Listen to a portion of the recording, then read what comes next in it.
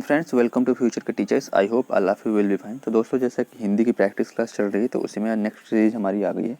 ठीक है, तो नेक्स्ट क्लास आज हम लोग देखेंगे। पहला जो क्वेश्चन है उसको देखते हैं हम लोग। पहला क्वेश्चन क्या कह रहा है? कह रहा है दिए गए विकल्पों में से कौन सा विकल्प अंगना शब्द का समानार्थी है, यानी कि अंगना का पर्यायवाची तरह से बताना है हमको। ठीक है, क्या बताना है? अंगना का पर्यायवाची।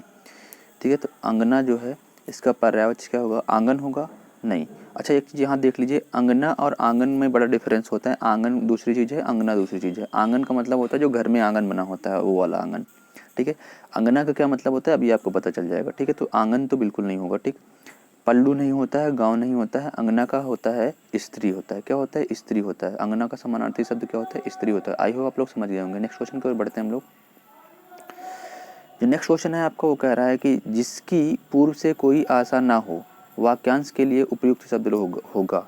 जिसकी आशा ही ना हो, जिसकी पहले से आशा ना हो, उसको क्या कहते हैं? उसको कहते हैं अप्रत्याशित कहते हैं। अप्रत्याशित कहते हैं। क्या कहते हैं? अप्रत्याशित। तो ऑप्शन नंबर जो डी है आपका राइट हो जाएगा। कौन सा? ऑप्शन नंबर डी जो है आपका राइट हो जाएगा। नेक्स्ट क्वेश्चन की ओर बढ़ते हैं हम लोग।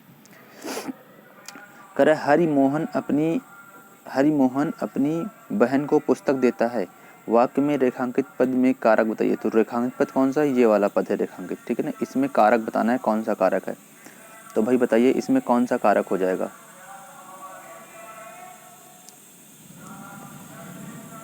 देखो, अपनी पुस्तक बहन को देता है ना, बहन को, तो कर्ता ने कर्म को। तो ऑप्शन नंबर जो ए है वो राइट हो जाएगा। कौन सा? कर्ता ने कर्म को। ऑप्शन नंबर ए इसका राइट हो जाएगा। ठीक है, कर्म कारक है इसमें। ठीक है, आई होप आप लोग समझ गए होंगे। अगर वीडियो अच्छी लगे तो वीडियो को लाइक जरूर कर दीजिएगा। ठीक है, नेक्स्ट क्वेश्चन देखते हैं हम लोग। उज्ज्वल के 4 संधि विच्छेद दिए गए हैं, सही शब्द का चयन करना है। सही का, तो बताइए सही का चयन करना है।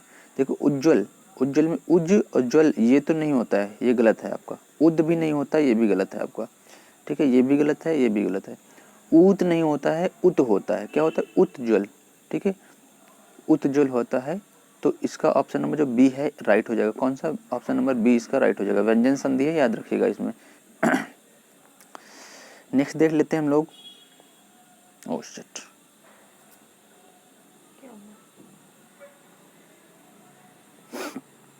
तो नेक्स्ट कह रहा है कि जिस समास में सब पद अथवा उनका समाहार प्रधान रहता है उसे क्या कहते हैं? बात समझे? जिस शब्द में सब पद अथवा उनका समाहार प्रधान होता है, यानी जिस किसी को जो पद जिसमें अगर दो पद कोई वाक्य है, कोई शब्द है, उसके अगर दोनों पद प्रधान है, ठीक है ना, तो उसको क्या कहते हैं? कौन सा समास होता है वो? बताइए भाई। कौन सा? द्वंद्व समास। बिल्कुल राइट है ना। जैसे भाई बहन माता पिता है ना, इसमें दोनों पद क्या होते हैं? प्रधान होते हैं। तो दोनों पद जिसमें प्रधान होते हैं उसको द्वंद्व समास कहते हैं। आई होप आप लोग समझ गए होंगे। नेक्स्ट क्वेश्चन की ओर देख लेते हैं हम लोग। तो कह बुढ़ापा शब्द में कौन सा प्रत्यय है? देखिए कितनी बार प्रत्यय और उपसर्ग में बता चुका हूँ। जिनको नहीं आता आज फिर देख लो, बहुत बता रहा हूँ। कोई शब्द है एक, उसमें अगर आगे कोई नया शब्द जोड़ दिया जाता है उसको कहते हैं हम लोग क्या? अब ये शब्द जो बन गया इसको कहते हैं हम लोग, इसमें जो ये आगे वाला शब्द जुड़ा है इसको कहते हैं उपसर्ग। उपसर्ग क्या कहते हैं? उपसर्ग। लेकिन कोई शब्द है एक, इसमें अगर पीछे कुछ जुड़ गया उसको कहते हैं हम लोग क्या? प्रत्यय कहते हैं। प्रत्यय। ठीक है ना, तो इतना समझ गए। प्रीफिक्स इसी को कहते हैं प्रीफिक्स, इसको कहते हैं सफिक्स इंग्लिश में। ठीक है ना, प्रीफिक्स सफिक्स। तो बताइए इसमें क्या हो जाएगा? तो इसका मतलब पीछे वाला बताना है। बुढ़ापा में पीछे क्या लगा है, यानी प्रत्यय बताना है, यानी कि सफिक्स बताना है ना। तो बताओ इसमें बुढ़ापा में पीछे क्या लगा है? बताइए भाई, बुढ़ापा में पीछे क्या लगा है? देखिए बुढ़ापा लिखा ना, तो अरे यार, तो इसमें है ना आपा। क्या? आपा। तो ये तो बुढ़ापा हो जाता है। क्या हो जाता है? बुढ़ापा। तो कौन सा लगा है? ऑप्शन नंबर ए राइट हो जाएगा आपका। ऑप्शन नंबर ए आपा लगा है। ठीक है ना। नेक्स्ट क्वेश्चन देख लेते हैं हम लोग। नेक्स्ट क्वेश्चन में क्या कह रहा है? नेक्स्ट क्वेश्चन जो हमारा है कह रहा है कठिन कार्य में सफलता प्राप्त करना, इस वाक्य के लिए उचित मुहावरा चुनिए। कठिन कार्य में सफलता प्राप्त करना, इस वाक्य के लिए मुहावरा। कौन सा मुहावरा हो जाएगा इस वाक्य के लिए? बताइए भाई। जान हथेली पर रखना, छक्के छुड़ाना, गढ़ जीत लेना, गंगा नहाना। बताओ कौन सा हो जाएगा? कठिन कार्य में सफलता प्राप्त करना, सफलता प्राप्त कर लेना मतलब कुल मिला के, तो गढ़ जीत लेना, ठीक है। ऑप्शन नंबर जो सी है आपका राइट हो जाएगा, गढ़ जीत लेना, ठीक है। जान हथेली में रखने का मतलब होता है खतरे में पड़ना ना, हाँ, तो ऑप्शन नंबर जो सी है इसका राइट हो जाएगा। नेक्स्ट क्वेश्चन देख लेते हैं हम लोग। नेक्स्ट क्वेश्चन कह रहा है कि निम्नलिखित विकल्पों में से कौन सा वचन का जोड़ा सही नहीं है, ठीक है। कैसा जोड़ा सही नहीं है ये बताना है, कौन सा जोड़ा सही नहीं है, तो कौन सा जोड़ा सही नहीं है। देखो सोना सोना, धेनु धेनुए, देखो अच्छा कुल मिला के यहाँ पे हो रहा है कि बहुवचन बताया जाता है, सोना का बहुवचन सोना ही होता है तो ये तो सही है, धेनु धेनुए होता है ये भी सही है, छात्र छात्रगण होता है ये भी सही है, आटा आटे नहीं होता है भाई, ये गलत हो जाएगा आपका, आटा का आटे नहीं होता है, ठीक है ना। तो ऑप्शन नंबर जो इसका डी है ये राइट हो जाएगा, आटा नहीं होता, आटे नहीं होता, ठीक है। तो ऑप्शन नंबर जो डी है इसका राइट हो जाएगा। नेक्स्ट क्वेश्चन देख लेते हैं लोग। नेक्स्ट क्वेश्चन कह रहा है कि मानव मात्र को गीता के महात्म्य से परिचित होना अनिवार्य है, रेखांकित शब्द को शुद्ध कीजिए। अच्छा इसको शुद्ध करना है, ठीक है ना।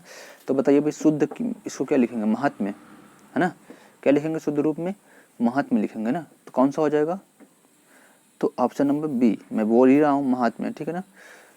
तो ऑप्शन नंबर बी जो है इसका राइट हो जाएगा, महात्म्य, है ना, ठीक।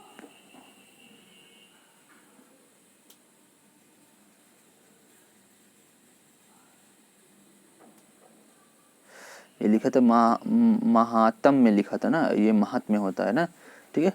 तो ऑप्शन नंबर बी जो है इसका राइट हो जाएगा। नेक्स्ट क्वेश्चन देख लेते हैं हम लोग। निम्न में से कौन सा भाववाचक संज्ञा है, तो निम्न में कौन सा भाववाचक संज्ञा है ये बताना है आपको।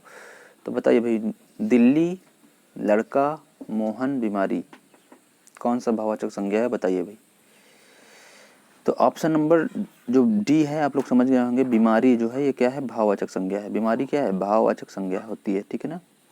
ऑप्शन नंबर डी इसका राइट होगा। जो चीज़ें फील होती है ना जिन, हाँ, तो उन्हीं को हम लोग भाववाचक संज्ञा कहते हैं, ठीक है। तो नेक्स्ट देख लेते हैं हम लोग। नेक्स्ट करा गरीबों की सहायता करो, गरीब शब्द क्या है, गरीबों की सहायता करो, गरीब शब्द क्या है ये बताना है। तो गरीबों को सहायता करो में गरीब क्या है, तो बताओ भाई गरीब क्या है इसमें, गरीब क्या है, गरीब क्या है, जातिवाचक संज्ञा है ना, क्या है, जातिवाचक संज्ञा ना कि विशेषण, ठीक है ना। बहुत लोग सोच रहे होंगे विशेषण है, नहीं भाई विशेषण नहीं है, ये जातिवाचक संज्ञा है, क्या है, जातिवाचक संज्ञा है, ठीक। देखो जैसे छात्र, अमीर, गरीब, व्यापारी, अधिकारी, कुत्ता, बिल्ली, है ना, ये सब क्या होता है, जातिवाचक संज्ञा होते हैं। किसी पद का नाम, मंत्री, है ना, तो इस तरह के जो भी होते हैं, CEO, ये सब क्या है, ये जातिवाचक संज्ञा है ना। तो जातिवाचक संज्ञा समझ गए आप लोग।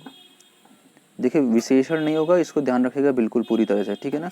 हाँ नेक्स्ट देख लेते हैं हम लोग, करें निम्न में सर्वनाम शब्द है, तो सर्वनाम क्या है, निम्न में सर्वनाम शब्द है, तो इसमें सर्वनाम कौन सा है, नींद, सफाई, रोग, कौन, तो बिल्कुल सिंपल सी बात है, नींद तो हो ही नहीं सकता, रोग हो नहीं सकता, सफाई हो नहीं सकता, कौन होगा, कौन होगा, ठीक है। ऑप्शन नंबर डी जो है इसका राइट हो जाएगा, कौन सा, डी, ऑप्शन नंबर डी जो है इसका राइट होगा, क्यों, ठीक है ना।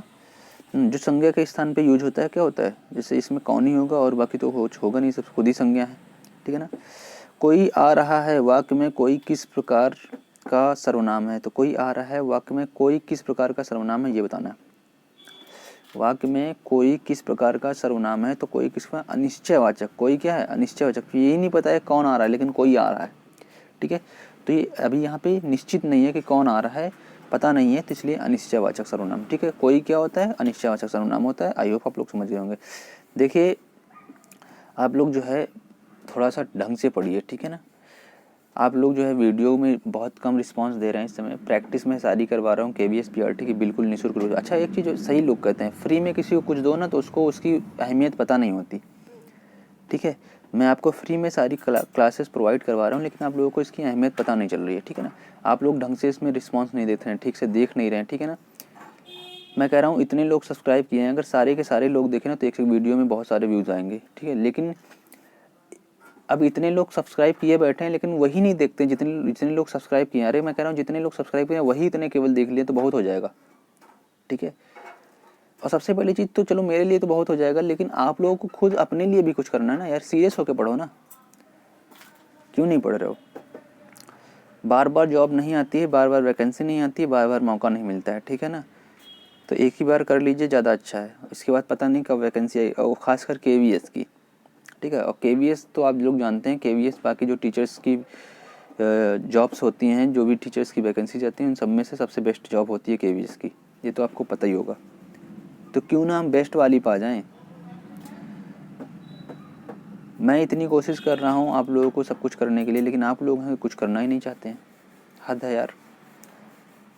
हर क्लास दे रहा हूँ, ठीक है, यहाँ तक कि टॉपिक वाइज कुछ क्लासेस भी देता हूँ, जो क्लासेस ऐसी हैं जो इंपॉर्टेंट हैं उनको मैं टॉपिक वाइज भी करवाता हूँ, लेकिन आप लोग हैं, आप लोग को करना ही नहीं, पढ़ना ही नहीं। आप लोग पढ़ना बनने टीचर जा रहे हो, खुद के अंदर वो क्वालिटी नहीं है पढ़ने वाली। गजब भाई गजब। पहले खुद के अंदर तो वो क्वालिटी डेवलप कर लो, जब तो बच्चों को बताओगे बेटा पढ़ो पढ़ो पढ़ो, कैसे बताओगे? जब खुद को नहीं आता तो दूसरों को कैसे बताओगे? बच्चों वाली हरकतें आप लोग करते हो। तो इस तरह करोगे तो फिर मैं भी यही करूँगा, कुछ दिनों के बाद मैं भी अपनी पेड कोर्सेज लाने लगूँगा, ठीक है ना। क्योंकि जब सिंपल सी बात है, लोग सही कर रहे हैं, जो बड़े बड़े चैनल हैं उनको पता है कि पेड दो ठीक रहेगा, ये सब आएंगे, सब उनको पता रहता है ना कि पेड मिल रहा है तो अच्छा होगा। ऐसा नहीं है भाई, ज़रूरी नहीं है पेड मिले तो अच्छा ही होगा। और सबसे बड़ी चीज़ है कि सिलेबस तो वही है, टॉपिक्स तो वही रहेंगे, कुछ हटके थोड़ी ना कोई पढ़ा देगा, चाहे पेड हो चाहे अनपेड हो, ठीक है ना। हाँ, वहाँ एक अलग बात होती है जहाँ पे कुछ एक्स्ट्रा बताया जा सकता है। पेड क्लासेज हैं तो भाई वहाँ कोई कोर्स किसी कोर्स से रिलेटेड है तो भाई पेड क्लासेज में ज़्यादा बाकायदा ढंग से बताया जा रहा है, ठीक है। अनपेड में कोई इतना अच्छा नहीं बता रहा है, ठीक है, तो वो एक अलग चीज़ हो जाती है। लेकिन यहाँ तो सभी सब कुछ एक है, सिलेबस वही है, सिलेबस में जितना है उतना ही पढ़ाया जाएगा, उससे बाहर नहीं पढ़ाया जाएगा। आपको पता है ये चीज़ें, तो पढ़ लो, प्रैक्टिस कर लो, जितना प्रैक्टिस कर लोगे उतना आपके लिए बेटर है। लेकिन नहीं करना है, नहीं करना है, नहीं करना है। इंग्लिश की क्लासेस दे रहा हूँ, कोई पढ़ ही नहीं रहा है, कोई देख ही नहीं रहा है, क्या बात है भाई? सबको बहुत आता है, सब इंटेलिजेंट है। इतना इंटेलिजेंट हो तो फिर क्यों पढ़ रहे हो? क्यों इधर उधर उधर मोबाइल लिए घूमा करते हो, ढूंढा करते हो वीडियो? गजब की बात है यार। चलो, मर्जी है आपकी, पढ़ो या ना पढ़ो, मेरा काम है वीडियो देना, मैं दे रहा हूँ, ठीक है।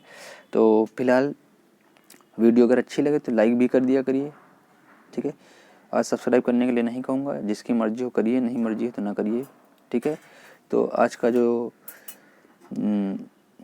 लास्ट क्वेश्चन है वो देख लेते हैं। करे था, पर्वतीय कौन सा विशेषण है? पर्वतीय में कौन सा विशेषण है ये बताना है। बताइए, पर्वतीय शब्द में कौन सा विशेषण है? तो पर्वतीय शब्द में गुणवाचक विशेषण है। कौन सा विशेषण है? गुणवाचक विशेषण है। पर्वतीय शब्द में गुणवाचक विशेषण है, तो ऑप्शन नंबर जो ए है इसका राइट हो जाएगा, गुणवाचक, ठीक है ना। तो ये गुणवाचक विशेषण है, ठीक है ना। तो